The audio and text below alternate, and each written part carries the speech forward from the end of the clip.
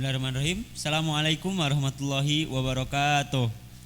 Selamat pagi semuanya. Saya ucapkan halo kepada seluruh pendengar ataupun penonton podcast OSDI UMY tahun 2022. Pada kali ini, podcast kita pada pagi hari ini, kita akan berbincang-bincang seputar dengan orientasi studi dasar Islam. Kali ini, saya selaku host, nama saya Wildan Azam Fidausi, bisa kawan-kawan kenal dengan panggilan Wildan, dari program studi pendidikan bahasa Arab. Kali ini cukup asik juga, kita kedatangan tamu dari Fakultas Kedokteran dan Ilmu Kesehatan. Silakan, kakaknya bisa langsung perkenalan saja. Oke, bismillah. Assalamualaikum warahmatullahi wabarakatuh. Perkenalkan, nama aku Alfianita Eka, bisa teman-teman panggil Vio, dari program studi kedokteran 2019. Oke, gimana kabarnya nih, Pak? Alhamdulillah. Apa kesibukannya nih akhir-akhir ini? Oke, untuk kesibukannya, kebetulan hari ini Komsat FKIK juga lagi ada acara, gitu, acara pemeriksaan dan sosialisasi terkait kesehatan, baik itu reproduksi maupun kesehatan gigi dan mulut. Okay. Nah, untuk kemarin kami juga, saya juga baru selesai KKN, gitu. Oke, juga fatigue juga ya. Iya. Apalagi di FKIK nih yang terkenal dengan ya kehektikannya, jarang libur, terus jadwal kuliah yang padat, dengan sistem perkuliahan gimana nih infonya, apalagi Mbak kan sekarang semester 7 kan, iya. menjelang akhir-akhir ini perkuliahan, menjelang akhir-akhir studi, aman ya Mbak ini? Insya Allah aman. Alhamdulillah. Gitu. Mungkin kalau dilihat memang agak hektik ya, karena jadwalnya cukup padat, atau mungkin liburnya lebih jarang, karena memang kami kuliah dari Senin sampai Sabtu gitu. Memang full dari pagi sampai sore, memang seperti itu gitu. Dan infonya ahad-ahad tuh biasanya teman-teman, kan ada beberapa kawan-kawan dari FKIK nih juga kayak ambil seminar, ambil ya belajar tambahan gitu kayak oke. Jadi nggak heran kalau kawan-kawan FKIK nih teman-teman kalau emang terkenal dengan pintar dan lain sebagainya, karena emang jadwal kuliahan mereka dan juga bahkan weekend pun di hari libur pun mereka ambil seminar, talk show, masih terus belajar nih. Apa nih Mbak? Apalagi sekarang kan habis liburan ya. Kesibukan liburan kali ini apa nih? Oke, memang jadwalnya seperti itu ya, karena memang perkuliahan kami sistemnya blok gitu, beda dengan teman-teman dari fakultas-fakultas lain yang sudah teratur jadwalnya gitu. Jadi memang hari Senin sampai Sabtu. Nah, kalau yang untuk hari Minggunya, hari Ahadnya, biasanya teman-teman kan ada yang milih organisasi, bahkan gak cuma satu gitu kan. Jadi dari organisasi-organisasi itu muncullah jadwal talk show, seminar, atau kegiatan yang lain-lain. Oke. Kalau kesibukan liburan kemarin apa nih Mbak? Apalagi kemarin kan habis liburan 2-3 bulan nih di UMY juga. Aduh, sepertinya mungkin beda ya sama FKIK, karena rasanya baru selesai kemarin akhir Juli. Nah, 1 bulan ini untuk KKN kemarin. KKN ya. Ya, jadi liburnya baru besok ini. Oh, baru libur. Dan itu hanya kayak 2 minggu terus masuk lagi ya. Iya. Biasanya kawan-kawan juga nyiapin kepanitiaan ini, mata kebedasan OSDI juga kan. Iya. Oke, menjadi asik juga ya. Apalagi dengan kemampuan teman-teman ya di FKIK, apakah KKN-nya juga sama dengan KKN teman-teman lain? Mengingat dengan teman-teman FKIK kan ahlinya dalam kesehatan tuh, atau ada KKN khusus tuh, program-program khusus tuh. Oke. Jadi kalau di KKN di UMY kan ada macam-macam ya.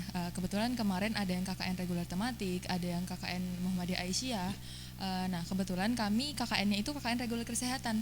Jadi kegiatan fokus-fokus di desa itu lebih ke program kesehatan yang ada di sana. Gitu. Seperti itu ya Kak Vi. Ya. Oke, langsung saja kawan-kawan, kita ngobrol-ngobrol seputar dengan topik kita pada pagi hari ini, yakni tentang orientasi studi dasar Islam. Terutama Kak Vio nih, angkatan 2019 ya. 2019. Setelah 2020, 2021 OSDI kita diadakan secara online, dan mungkin Mbak Vio ini generasi terakhir ya sebelum Covid pandemi ya, setelah yang merasakan OSDI secara offline. Menurut pandangan Mbak nih, OSDI itu apa sih? Oke, OSDI itu apa gitu ya? OSDI orientasi studi dasar Islam gitu kan. Nah, kebetulan karena yang emang 2019 itu OSDI offline terakhir, pasti menimbulkan kesan yang cukup bermakna ya. Apalagi waktu itu juga kami berkumpul, jadi kan memang 2 hari ya, yang putra sendiri, putri sendiri. Jadi kegiatannya memang menimbulkan euforia yang cukup wah, apalagi dari SMA baru masuk kuliah pasti ada euforia semangat yang wah, aku ketemu teman-teman baru, apalagi kemarin juga berbaur gitu kan dari semua prodi, jadi lebih banyak lebih banyak mengenal teman-teman yang biasanya berinteraksi hanya sebatas terbatas, tapi kemarin kami juga interaksinya juga cukup lebih luas gitu ya. Untuk OSDI sendiri karena memberikan materi-materi yang tidak hanya tentang Islam, jadi lebih meningkatkan wawasan juga sebenarnya. Oke, cukup asik juga ya kawan-kawan. Dan juga cukup menarik juga info yang diberikan Kak Vio nih. Ternyata OSDI itu antara laki-laki dan perempuan itu dipisah. Jadi satu hari khusus untuk laki-laki dan satu hari untuk perempuan tuh. Kiranya nih dari Mbak Vio nih, kesan atau seberapa penting OSDI itu ketika kemarin 2019 ikut tuh, apalagi dari offline tuh, kesan apa yang bisa didapatkan, pelajaran semacam apa yang bisa didapatkan gitu kan, apa aja tuh Mbak kiranya dari ini.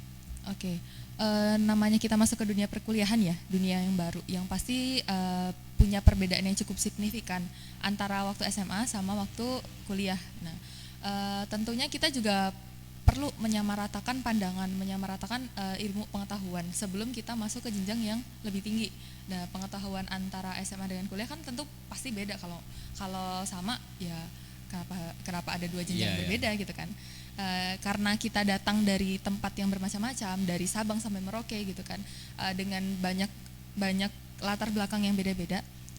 Kenapa ada OSDI? Karena pentingnya itu, kita datang dari background yang macam-macam, diberikan wawasan, diberikan pengetahuan yang sama, supaya nanti ketika di jenjang perkuliahan kita juga bisa menerapkan itu gitu loh. Jadi dari bekal yang sama, kita berangkat dari nol, nggak ada yang lebih tinggi, nggak ada yang lebih rendah, kita mulai sama-sama di perkuliahan ini. Oke, cukup menarik juga ya tadi kawan-kawan mendengar pemaparan dari Kak Vio nih.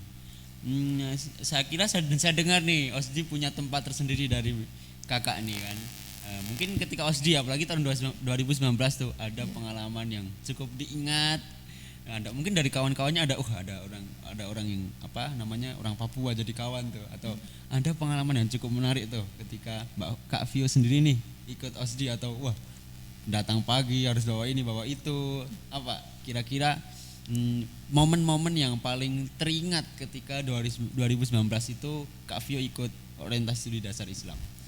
Oke, kalau bicara kesan pesan pengalaman yang paling diingat gitu, memang kegiatan itu kan dilakukan dari pagi ya. Kita waktu itu kumpulnya di depan sportorium. Mungkin teman-teman maba bisa nanti keliling-keliling gitu kan sambil mengenal UMY, cari tahu sportorium itu di mana gitu. Waktu itu kita kumpul di sportorium pagi-pagi dengan seragam yang sama, alma mater yang sama, merah-merah. Jadi seperti api yang membara gitu ya, semangatnya gitu ya, merah-merah. Jas alma mater kita ya. Iya. Nah, kami kumpul di sana dan yang pasti itu rasanya yang pertama kali terharu sih. Terharu karena ternyata kita udah sampai di titik ini gitu. Karena kayak perlu perjuangan banget kan buat keterima di sini, buat sampai akhirnya berkumpul sama teman-teman dari Sabang sampai Merauke gitu kan. Kita mau studi sama-sama. Itu yang pasti terharu yang pertama kali ngelihat, ternyata UMY besar sekali ya, ternyata sportorium sebesar ini, bisa berkumpul dengan ribuan mahasiswa, yang pasti bersyukur kan.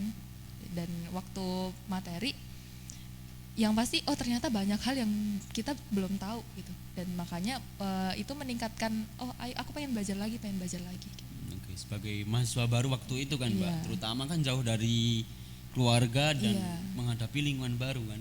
Kira-kira ada tips dan trik tuh atau gimana caranya, mungkin awal-awal di Jogja kan homesick gitu kan, itu kan menjadi wajar bagi kawan-kawan, sedih, kangen rumah. Tips atau ini ada cara khusus Kak Vio nih menanggulangi hal-hal seperti itu, ada nggak Mbak? Oke, tentunya ada ya. Yang pasti karena kita jauh dari keluarga, butuh lingkungan yang mendukung, butuh lingkungan yang suportif, baik itu dari teman-teman maupun dari, mungkin kalau aku juga ikut organisasi kan ya, itu bisa jadi salah satu cara supaya nggak terlalu homesick gitu. Jadi kita mengalihkan pikiran-pikiran daripada kita cuma diam-diam aja kuliah terus nanti di kosan, rasa rindunya terlalu fokus sama kangennya, dialihkanlah ke kegiatan yang positif gitu, atau mencari lingkungan teman-teman yang, karena sebenarnya asik punya teman dengan background yang macam-macam gitu. Jadi kayak ternyata banyak hal yang kita nggak tahu dari sana. Sharing pengalaman, sharing motivasi, dan itu juga bisa jadi rumah kita juga gitu. Oke, jadi salah satu tips dari Mbak Vio nih, ketika teman-teman nantinya apalagi mahasiswa baru nih datang ke Jogja dan juga jauh dari teman-teman dengan suatu hal yang baru, salah satu tips yang perlu teman-teman lakukan adalah dengan create teman yang baru lagi, bikin circle baru lagi tuh. Terutama salah satunya dengan cara ikut organisasi, ikut UKM dan lain sebagainya. Oke, terutama di UMI lagi nih, Mbak Kak Vio nih. Kak Vio nih ikut apa aja nih? UKM kah atau organisasi apa aja, terutama di UMI ya? Oke, jadi kalau untuk organisasi sebenarnya kalau di FKIK nyebutnya kalau 2 organisasi itu double agent gitu. Kalau satu organisasi single agent gitu. Mungkin teman-teman FKIK nanti bakal akrab dengan kata-kata single agent atau double agent gitu. Kebetulan aku double agent gitu, yaitu ada IMM, FKIK dan HMJ gitu, Himpunan Mahasiswa Jurusan. Oke. IMM cukup menarik juga ya mendengar kata IMM. Apa sih Mbak itu IMM? Menurut Mbak sendiri pribadi. Oke, IMM, Ikatan Mahasiswa Muhammadiyah gitu ya. Mungkin teman-teman bisa sekarang sumber informasi udah banyak ya teman-teman ya. Bisa teman-teman cari juga IMM itu apa. IMM organisasi kemahasiswaan yang merupakan organisasi otonom dan itu bergerak di keagamaan, kemasyarakatan dan kemahasiswaan kayak gitu. Nah, kalau aku sendiri IMM itu apa? Karena background kita yang sama-sama di kesehatan. Jadi kalau IMM FKIK itu gabungan dari 4 program studi ya. Ada kedokteran gigi, keperawatan dan farmasi gitu. Jadi karena memang kita itu perkuliahannya itu saling berhubungan, saling berkaitan, dan memang karena kalau di FKIK ada yang namanya interprofessional education. Itu tentang gimana caranya kita bekerja sama gitu kan, kolaborasi antara 4 prodi itu. Nah, dengan ikut di IMM ini yang mengikuti mencakup 4 prodi itu kita bisa belajar IPE itu sendiri gitu. Dan juga bertemu dengan kawan-kawan yang lain ya, terutama dari memperluas ini kan kawan-kawan dari farmasi, dari kedokteran gigi dan keperawatan gitu kan. Kenapa Kak Vio nih bisa ikut IMM? Apa yang menarik ketika waktu itu kan 2019 kan, mahasiswa baru nih, ketika melihat IMM, wah asik juga ikut. Apa ada alasan khusus nih ikut? Wah ternyata ini gitu. Apa yang membuat Kak Vio nih join ke IMM? Oke, karena IMM sendiri kan tadi aku sempat sebut ya, organisasi yang bergerak di kemahasiswaan, keagamaan dan kemasyarakatan kayak gitu kan. Nah jadi yang pertama kali adalah keagamaan, brandingnya kita. Brandingnya IMM waktu itu yang pertama kali aku lihat itu adalah ada beberapa kajian gitu, kegiatan ada yang namanya kajian IMM Fastabiqul Khairat kayak gitu. Terus mereka juga bergerak di kemasyarakatan dengan ada bakti sosial, dan karena memang di kesehatan salah satu hal yang paling mudah kita lakukan kan ada pemeriksaan gratis gitu.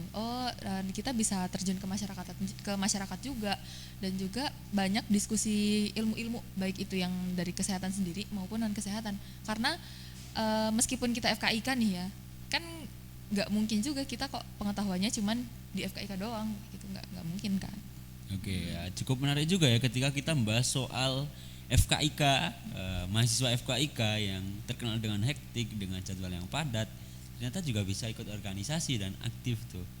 Apakah ada perbedaan tuh Mbak? Maksudnya dengan IMM di FKIK dengan IMM yang lainnya, ada keunikan khusus mungkin atau budaya yang local wisdom yang asik juga di FKIK, atau ada perbedaan atau sama saja dengan IMM di fakultas-fakultas lain juga tuh? Oke, tentu beda ya, karena memang kita punya culture yang beda-beda antara tiap fakultas gitu. Kalau di FKIK sendiri karena tadi kuliahnya padat gitu kan, karena materinya juga banyak yang perlu kita perlu kita pelajari kayak gitu. Tapi karena background itu juga akhirnya sempat kita juga membentuk kelompok-kelompok belajar gitu. Jadi sharing-sharing ilmu, misalnya pembahasan jurnal gitu kan kita biasa kalau kuliah kan pakai jurnal gitu. Jadi kadang juga kalau ketemu oke, bahas jurnal apa sih misalnya kedokteran dan farmasi gitu. Emang kenapa sih vaksin itu lama banget prosesnya? Nah mungkin kan teman-teman farmasi tahu gitu kan. Ternyata cara membuat vaksin itu kayak gini. Nanti kedokterannya tahu gimana cara kerja vaksin dalam tubuh gitu kan. Jadi kita membahas ilmu-ilmu seperti itu kayak gitu. Oke, berarti salah satu benefit ikut organisasi terutama IM nih teman-teman, apalagi besok nih mahasiswa baru FKIK bisa direkomendasikan ya Mbak untuk ikut IMM. Ternyata ada lingkar studi yang juga bisa bikin circle yang mendukung perkuliahan teman-teman juga dengan ya kelompok belajar tadi, pembahasan hal-hal yang cukup seksis juga ketika di ilmu kesehatan. Nah ini direkomendasikan ya buat teman-teman maba besok ikut IMM itu sendiri. Nah gini Mbak, jadi orientasi studi dasar Islam kali ini kita ada tema nih, yakni mewujudkan generasi unggul yang cerdas menuju muslim berkualitas. Kira-kira nih pandangan Kak Vio nih terhadap dengan tema tadi, mungkin ada harapan khusus, mungkin ada interpretasi dari Mbak Vio ketika mendengar tema itu, apa yang sekilas Kak Vio nih terlintas dari benak Kak Vio ketika mendengar tema itu? Oke, terkait yang tadi udah disampaikan ya, aku tertarik sama kata cerdas gitu ya. Cerdas kalau dimaknai mungkin secara secara sekilas gitu. Cerdas itu pasti berhubungan sama intelijensi ya, pinter ya kan. Padahal nggak cuman itu gitu. Jadi kalau misalkan teman-teman akrab dengan intelijensi quotient IQ atau SQ, nah itu kesehatan tuh cerdas itu nggak mencakup pinter doang gitu. Ya. Memang harus ada kecerdasan motorik, kecerdasan spiritual, sosial, dan juga intelijensi itu sendiri. Jadi memang kayak yang tadi aku sebut juga, kita di FKIK nggak cuma belajar tentang kesehatan, tapi kan memang perlu hal-hal yang lain gitu kan selain itu. Nah melalui OSDI ini kan kita bisa dengan background fakultas yang beda-beda, dengan ilmu masing-masing, ada yang politik, ada yang hukum dan yang lain-lain. Ilmu itu nggak cukup gitu. Makanya yang aku pikirkan adalah oke, kita bisa konsentrasi sama ilmu yang kita pilih nih kan, karena di sini kan kita pasti memilih ya. Konsentrasi dengan ilmu itu kita juga perlu basic, yaitu agama Islam gitu. Islam terutama untuk kesehatan ya, karena kalau kita mengobati pasien itu kan pasien itu kan nggak sembuh karena kitanya gitu, bukan karena dokternya, bukan karena farmasisnya yang ngasih obat, kan nggak kayak gitu, tapi karena kita sebagai perantara aja. Nah aspek-aspek itu juga yang perlu kita pikirkan. Berarti itu jadi ikhtiar ya terutama.